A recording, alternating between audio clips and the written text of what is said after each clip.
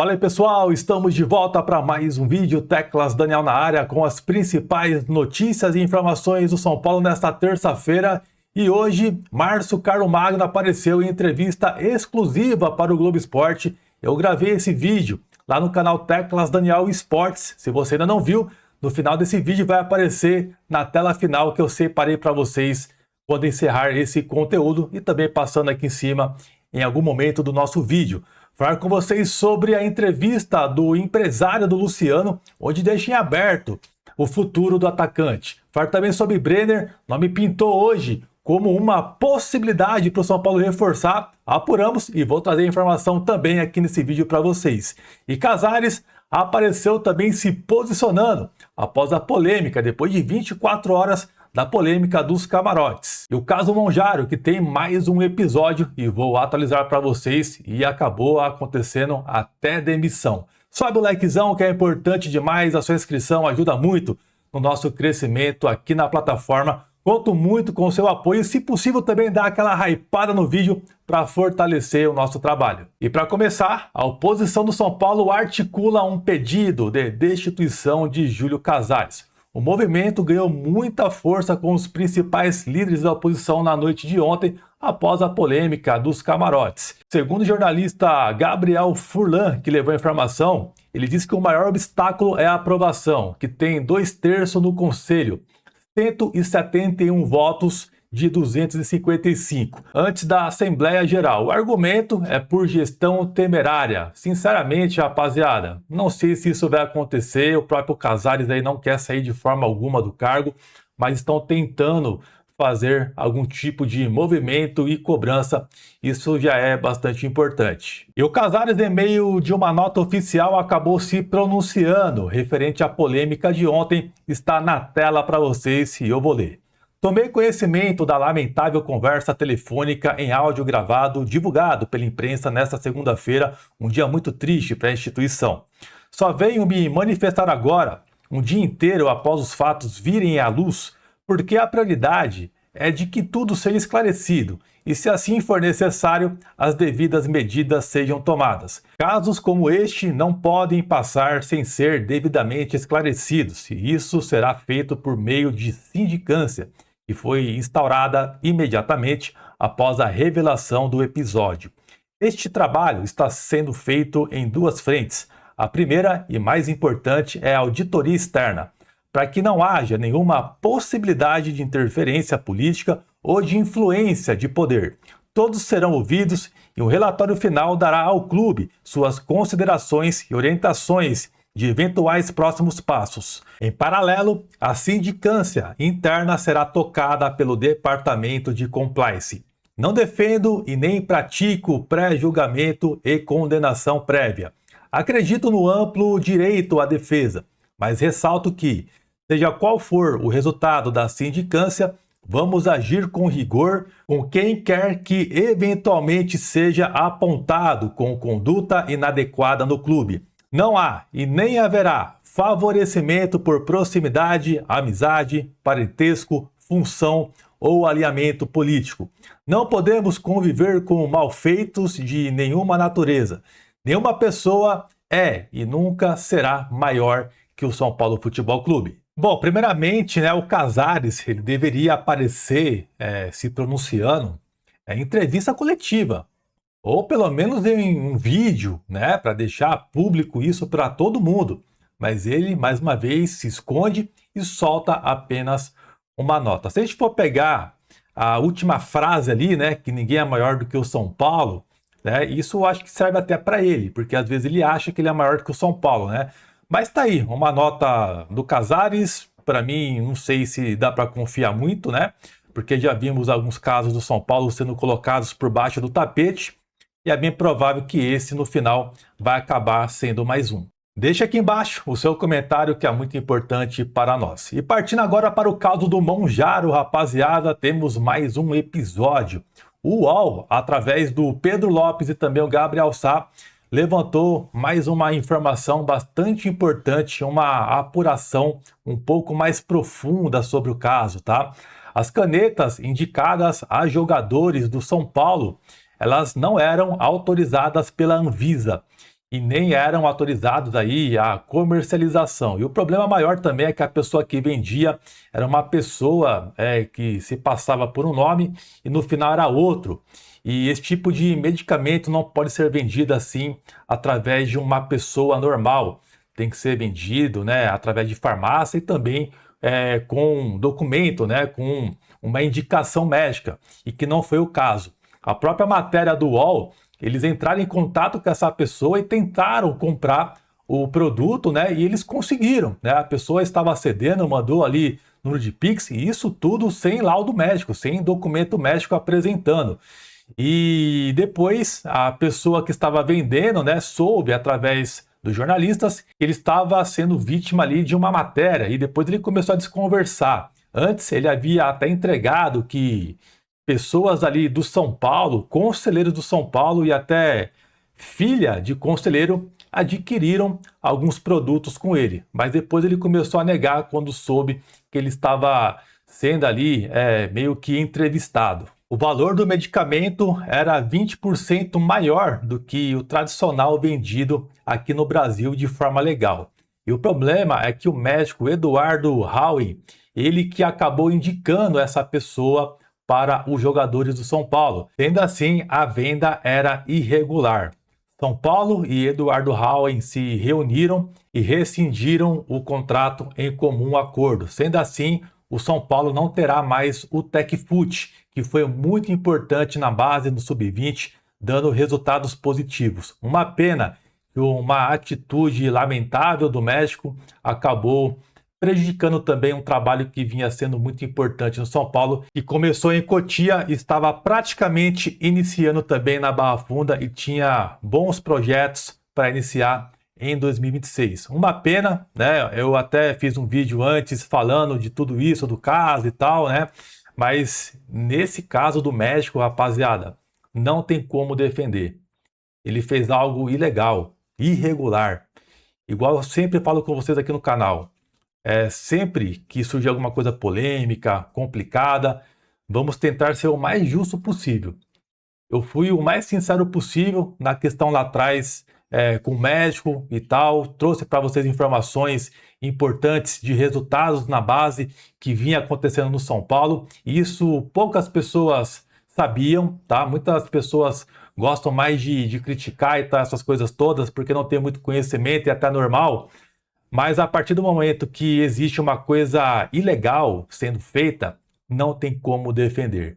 Então, a rescisão, para mim, foi acertada entre São Paulo e México, e quem vai ficar perdendo no final vai ser o São Paulo, os jogadores que estavam, né, tendo esse acompanhamento. É uma pena. Infelizmente, não tem como trocar o México, colocar outro, porque esse projeto ele é todo do Eduardo Howe.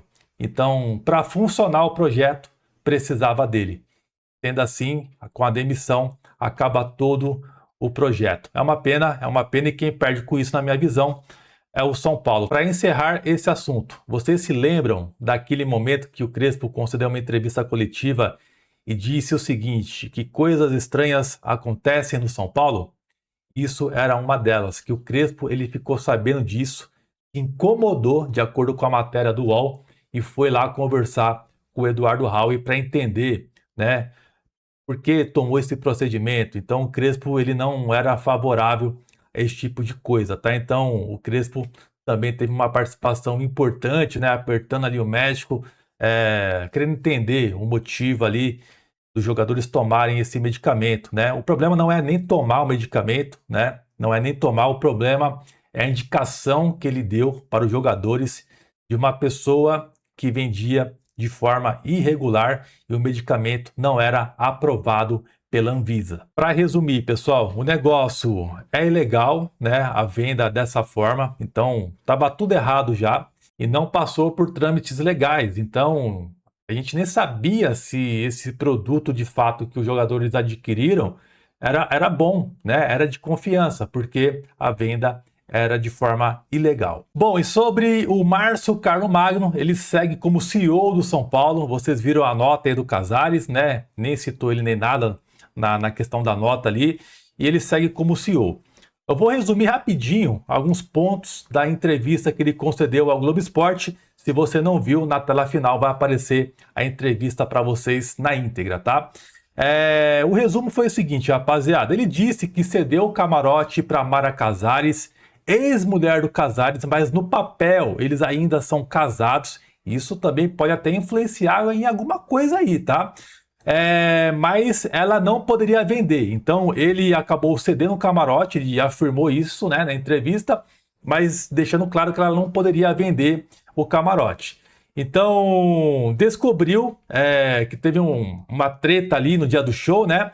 Ele descobriu no dia do show que haviam vendido. Então ele tinha o conhecimento, tá?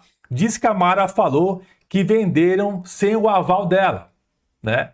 Mas vocês viram a preocupação da Mara no áudio? Será que é mesmo, né? Não sei. Parou de ceder o espaço logo após da polêmica, né? Pararam de vender, mas tudo isso ia ficar por isso mesmo, né? Até o vazamento. Então, quando aconteceu a polêmica, eles pararam. Por quê? Deu merda, né? Eles não vão continuar a ceder um espaço que deu problema e continuar fazendo merda, senão o negócio iria ficar pior, né? Então, isso tudo que aconteceu, rapaziada, nós só ficamos cientes porque a tal da Adriana entrou com um processo lá com a empresa lá, Casemiro Eventos, que a Adriana nem deveria ter entrado em processo porque ela sabia que era algo irregular que estava sendo feito, ela não poderia ter feito isso, né? E só ficamos sabendo porque o processo, quando ele abre, ele se torna público. Então o São Paulo, né, vinha empurrando ali as pessoas que tinham conhecimento do caso para tentar ao máximo tirar aquele processo, senão iria cair na mídia e iríamos estar aqui comentando e sentando o pau neles. Então, pelo que eu entendi, rapaziada, o Carlos Magno ele sabia de tudo, né, das coisas que estavam acontecendo e tentaram ali resolver, né, para não ser publicado, né, para não cair na mídia isso. E para mim, só por isso, de ter conhecimento e não ter feito nada, ele tem participação. Não tem como você confiar em uma pessoa desse tipo, porque ele não está sendo sincero com a instituição. Ele estava sendo conivente com coisas erradas acontecendo dentro do clube. E ele, como CEO, não deve permitir isso. E ele ainda não foi afastado, gente. Não foi afastado. E vocês acreditam que vai acontecer alguma coisa? Eu tenho as minhas dúvidas, tá? Quero muito saber a sua opinião, comenta aqui embaixo. E um detalhe, hein? Sendo que no próprio áudio, ele estava meio que pressionando ali o Douglas e a Mara para entenderem se já tinham tirado o processo. Ele estava preocupado, né? Estava preocupado, gente. E segundo o Márcio Carlos Magno, ele disse que o caso só não teve o conhecimento do Casares porque não era um caso assim de grande porte. Rapaziada, um absurdo desse não era um caso nada demais na visão do Márcio Carlos Magno, CEO do São Paulo. E ele, sabendo de tudo isso, rapaziada, ele simplesmente não puniu ninguém. Simplesmente ele parou de ceder o camarote. Então, a única punição dele, como CEO, ele, já que deu problema, não vou ceder mais não. E o caso na justiça lá, pegando fogo. Cara, é impressionante, rapaziada. E não abriu, desde então, nenhuma investigação.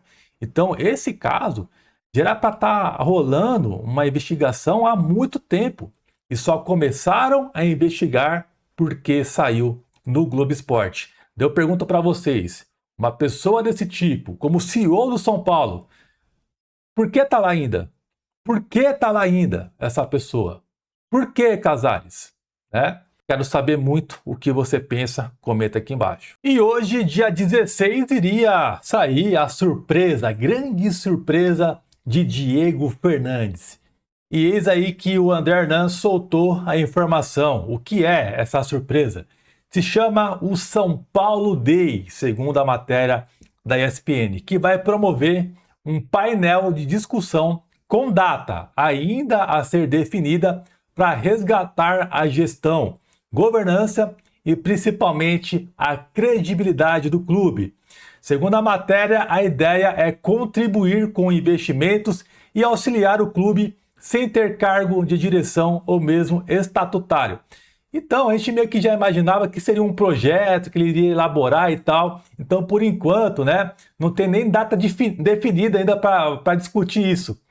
E pelo que estava sendo comentado um pouco antes, é que iria ter, pessoal, uma reunião ali, algo assim, né, fechado lá em março, com o Diego Fernandes e algumas pessoas do São Paulo. Então, aparentemente, era isso aí que a gente já até comentava e meio que sabia o que poderia acontecer, tá? Cara, nada demais. E para piorar, rapaziada, olha só esse trecho aqui da ideia do Diego Fernandes, segundo a matéria do Globo Esporte. Diego e sua equipe querem a participação do atual presidente do São Paulo, Casares, e também de conselheiros do clube, incluindo o líder do Conselho Deliberativo, Oten Ares, na missão de tirar o São Paulo da crise financeira e institucional. Cara, já começou mal. Ele quer ter o Casares, os conselheiros e o Oten junto para tirar o São Paulo do buraco? É isso? Tem que ter eles, né? Cara, essa é a surpresa, né? Parabéns aí para você que se iludiu, né? E criou grande expectativa com o dia de hoje aí, que o Diego Fernandes prometeu uma surpresa, né? É inacreditável, rapaziada, mas é isso aí. Eu conhecendo um pouco o bastidor do São Paulo, já entendo que isso não vai ser do papel, porque os conselheiros não querem um projeto do tipo, né? Alguém se metendo no São Paulo e tal. Não querem, né? Não querem. Mas se continuar os conselheiros do Casares e Oteares, pode até acontecer alguma coisa, né? Pode até acontecer. E partiu o mercado da bola do São Paulo. Hoje o empresário do Luciano, Ângelo Canuto, ele acabou participando de uma entrevista ao Globo Esporte e deixou a situação aí, o futuro do Luciano em aberto no São Paulo. Segundo ele, abre aspas, olha o que ele disse. Briga boa de permanência ou talvez de uma transferência para um novo clube, fecha aspas. Então, deixando em aberto aí que o Luciano pode deixar o São Paulo. Mas toda vez que está no final do ano, iniciando uma nova temporada, sempre tem esse doce do Luciano, né? De sai e não sai, vou sair, não vou sair, né? Ele até falou também que tinha clubes da Arábia interessados aí no Luciano um tempo atrás, só que o Luciano é muito profissional e quis ficar e tal, mas por ele, pelo que eu entendi, tá? Que por ele, né, ele como empresário, é importante ter transferências, né, para ganhar a comissão e tal, né? Mas eles respeitam a decisão do jogador. Então o Luciano, ele ficou no São Paulo, né? Mas se dependesse do empresário, pelo que pareceu ali, ele não teria ficado. Mas eu acho que dessa vez, olhando a questão da idade do Luciano, que pode ser um último bom contrato, é bem capaz dessa vez ser verdade aí que ele pode deixar o São Paulo. Segundo pessoas do São Paulo, eles contam com o Luciano, tá? Não tem nada acontecendo por enquanto e tal, mas o empresário soltou essa bomba aí no dia de hoje e o São Paulo meio que foi pego de surpresa, tá, rapaziada? Porque o São Paulo conta com o Luciano aí, tá? Mas eu acho, achismo, tá? Que dessa vez o Luciano tem grande chance de deixar o São Paulo. Vamos aguardar, qualquer detalhe eu retorno para vocês. E sobre o Brenner, durante a tarde de hoje, pintou uma notícia do Alexandre Pretzel. Ele acabou soltando uma informação de que estaria encaminhada a volta de Brenner ao São Paulo. O São Paulo estava encaminhando a contratação do atacante Brenner. Palavras do jornalista. Porém, rapaziada, fomos apurar um pouco mais essa informação, se de fato existe alguma coisa, e o que recebemos é que neste momento não existe, no dia de hoje, nenhum movimento pelo atacante Brenner. Segundo informações, o Brenner gostaria de voltar para o Brasil, mas o São Paulo não estava articulando nada até então. Ele pertence à Udinese da Itália, ele estava emprestado ao Cincinnati até o final desse ano, ele retorna de empréstimo ao Cincinnati. O Brenner tem 25 anos hoje, está avaliado em 4 milhões de euros e o contrato dele com a Udinese vai até junho de 2028. Se por acaso surgir uma outra informação, eu volto aqui e deixo vocês super bem atualizados. Pessoal, peço perdão pelo vídeo longo, tá? Nesses últimos dias aí, porque é muita coisa acontecendo, fica praticamente impossível fazer um vídeo de 10 minutos, 11, fica praticamente impossível, porque são assuntos importantes e delicados. Então, espero a compreensão de vocês aí, tá? Tamo junto, um abração aí, até a próxima. Valeu!